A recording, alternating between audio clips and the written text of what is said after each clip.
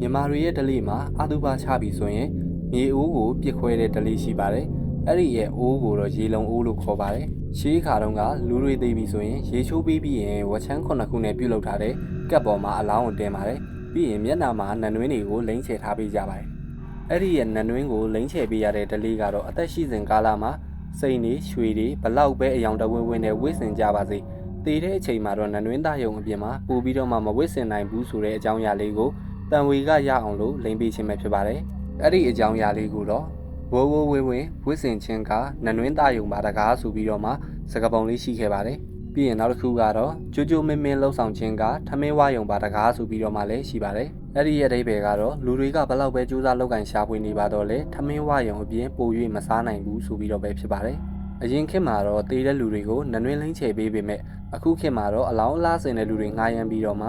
မိတ်ကပ်နှခမ်းနီးစသည်ဖြင့်စုံလင်စွာခင်မီအောင်ချဲထားပေးကြပါတယ်။အလောင်းရဲ့နဘေးမှာထမင်းထုတ်ရေအိုးများချထားပေးပါတယ်။မตาချတဲ့အခါမှာအိုးအတွင်းကရေကိုတစ်စက်ချင်းချပြီးတော့မှအိမ်တစ်စက်မိတ်လွန်တာနဲ့အဲ့ဒီရေအိုးကိုမြေကြီးကိုပစ်ခွဲလိုက်ရပါတယ်။အဲ့ဒီရဲ့အကြောင်းအရာကတော့ကွဲသွားတဲ့အိုးကအကောင်းပကတိပြန်မဖြစ်တယ်လို့မြေကြီးထဲကိုစိတ်ဝင်သွားတဲ့ရေကလည်းအိုးအတွင်းကိုပြန်မရောက်နိုင်တဲ့ကဲ့သို့တည်တဲ့လူကလည်းလုံးဝဘဝချားလေပြီဆိုပြီးတော့မှကြံရှိခဲ့တဲ့မိသားစုဝင်တွေတန်ဝေကယူနိုင်စေဖို့အတွက်ပဲဖြစ်ပါတယ်။